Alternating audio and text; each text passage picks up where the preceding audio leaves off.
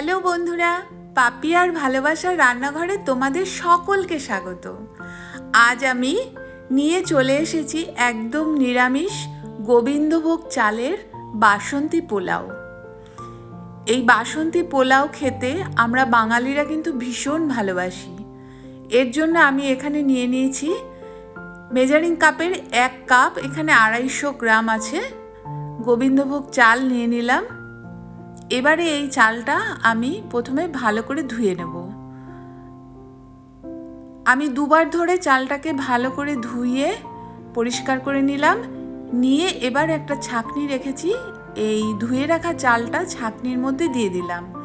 যে চালের মধ্যে যে জলটুকু আছে সেটুকু যাতে ঝরে পড়ে যায় সেই জন্য ছাঁকনির মধ্যে দিয়ে রাখলাম। জলটা ঝরে যাবার পর এই চালটা আমি একটু পাখার হাওয়াতে দিয়ে দেবো। কিছুক্ষণ শুকিয়ে নেবার পর দেখো একদম সুন্দর ঝরঝরে হয়ে গেছে। এবারে আমি একটা পাত্রের মধ্যে চালটা ঢেলে দিলাম। এবারে এই চালটা আমি একটু ম্যারিনেট করে রেখে দিচ্ছি কিছুক্ষণের জন্য। তার জন্য এখানে আমি স্বাদ মতন লবণ দিয়ে দিচ্ছি, আর দিয়ে দিচ্ছি এখানে হলুদটা আমি 1 টেবিল চামচ দিয়ে দিলাম।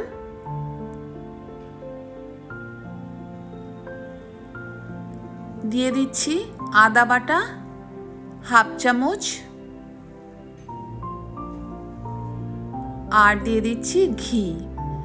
এখানে ঘি আমি 2 টেবিল চামচ দিয়ে দিলাম।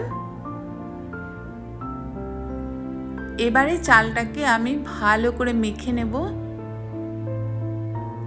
মেখে আমি বেশ কিছুক্ষণের জন্য ম্যারিনেট করা চালটা রেখে দেব।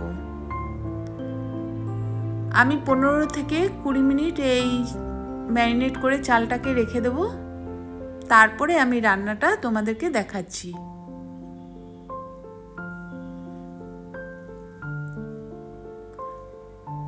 এই গোবিন্দভোগ চালের বাসন্তী পোলাও যে কোনো পুজো পার্বণে ঠাকুরের ভোগেও কিন্তু আমরা এইভাবেই দিয়ে থাকি।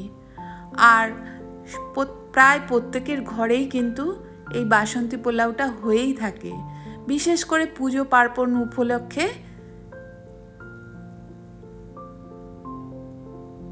ঢাকা দিয়ে রেখে দিচ্ছি। 20 মিনিট পর আমি গ্যাসে একটা কড়া বসিয়ে দিয়েছি।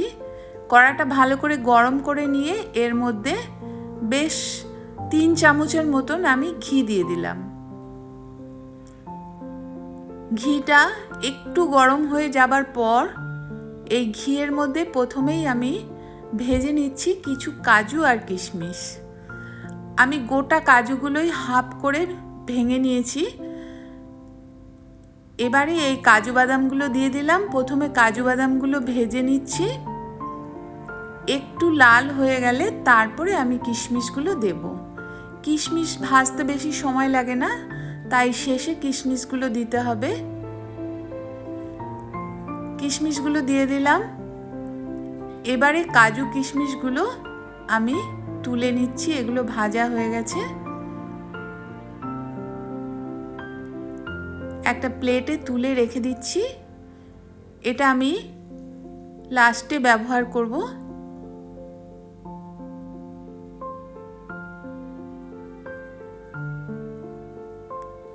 এবারে এই কড়াতেই যে ঘিটা রয়েছে এর মধ্যেই আমি কিছু গরম মশলা ফোড়ন দিয়ে দিচ্ছি। দিয়ে দিচ্ছি 5-6টা এলাচ, এলাচের মুখগুলো একটু ফাটিয়ে দিলাম। আর দারচিনি 3টে স্টিক দিয়ে দিলাম। লবঙ্গ দিয়ে দিলাম 6টা, আর তেজপাতা 3টে দিয়ে দিলাম। দিয়ে ঘিয়ের মধ্যে একটু নাড়াচাড়া করে নিচ্ছি। বেশ সুন্দর গন্ধ বেরিয়ে গেছে। এবারে যে ম্যারিনেট করে চালটা রেখে দিয়েছিলাম সেই ম্যারিনেট করা চালগুলো এর মধ্যে দিয়ে দিচ্ছি। দিয়ে একটু ভেজে নেব।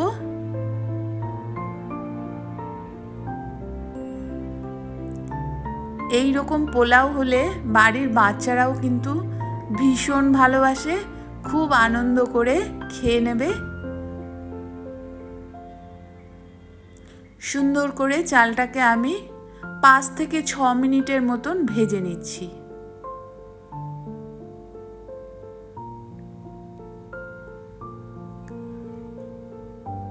চালগুলো কিন্তু ভাজা আমার প্রায় হয়েই গেছে। এবারে আমি এর মধ্যে 1 কাপ মতন চিনি দিয়ে দিলাম। চিনি দিয়ে এই চালের সাথে মিশিয়ে নেব। আর দিয়ে দিলাম গরম মশলার গুঁড়ো 1 ছোট চামচ। ভালো করে আবারও মিশিয়ে নিচ্ছি।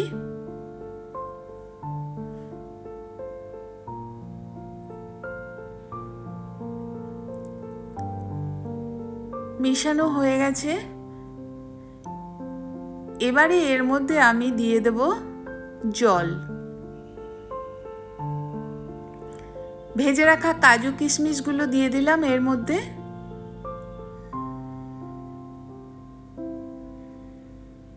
আবারও একটু মিশিয়ে নিয়ে শেষে আমি দিয়ে দিচ্ছি এর মধ্যে জল। আমি কিছুটা গরম জল, হালকা গরম জল করে নিয়েছিলাম, এই জলটা দিয়ে দিচ্ছি। আমি এখানে 1 কাপ পরিমাণ চাল নিয়েছিলাম, মানে 250 গ্রাম। সেই মেজারিং কাপেরই আমি 2 কাপ জল দিয়ে দিলাম। মাপটা কিন্তু অবশ্যই খেয়াল রাখবে। এবারে ভালো করে মিশিয়ে নিয়ে গ্যাসের আঁচটা কিন্তু আমি এই সময় প্রথমে একটু বাড়িয়ে রাখবো। যখন এই জলটা ফুটে যাবে তখন আমি গ্যাসের আঁচটা কমিয়ে দিয়ে রেখে দেব। আমি ঢাকা দিয়ে দিলাম। ছোট্ট একটা ছিদ্র আছে, আমি লবঙ্গ দিয়ে এটা আটকে দিলাম। বেশিক্ষণ সময় লাগে না, 15 মিনিট পরে আমি ঢাকনাটা খুললাম। খুলে দেখে নিচ্ছি পোলাও কিন্তু রেডি হয়ে গেছে। আরেকটু হবে, আমি একটু মিশিয়ে দিচ্ছি, যে মশলাগুলো যদি সাইডে চলে যায় একটু মিশিয়ে দিলে সম্পূর্ণভাবে মশলাটা এই রাইসের মধ্যে মিশে যাবে। সেই জন্য একটু নাড়িয়ে দিয়ে আবারও আমি মিনিট 5 গ্যাস কমিয়েই ঢাকা দিয়ে রেখে দেব।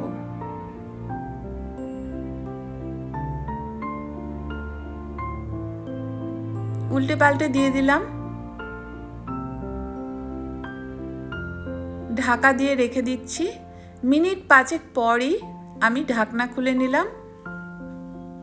আমাদের বাসন্তী পোলাও সুন্দর ঝরঝরে একদম রেডি হয়ে গেছে।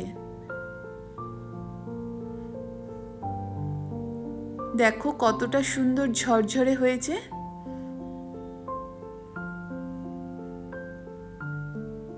একদম রেডি বাসন্তী পোলাও। এবারে আমি কিছুক্ষণ ঢাকা দিয়ে গ্যাস বন্ধ করে রেখে দিলাম। 5 মিনিট পর ঢাকনা খুলে আমি সার্ভ করে তোমাদেরকে দেখিয়ে দিচ্ছি কতটা ঝরঝরে সুন্দর হয়েছে। দেখো তো, তোমরাও এইভাবে ঘরে ঝরঝরে সুন্দর বাসন্তী পোলাও বানিয়ে নিতে পারো। শুধু মাপটা একটু দেখে দিতে হবে। চাল এবং জলের মাপটা সঠিক রাখলেই কিন্তু এই রকমই সুন্দর বাসন্তী পোলাও রেডি হয়ে যাবে। ভিডিওটা ভালো লাগলে একটা লাইক করো প্লিজ, আর কমেন্ট করে জানিও কেমন হয়েছে। আমার চ্যানেলে যারা নতুন বন্ধু আছো প্লিজ চ্যানেলটি সাবস্ক্রাইব করে আমার পাশে থাকার অনুরোধ রইল। আজকের মতন এই অবধি।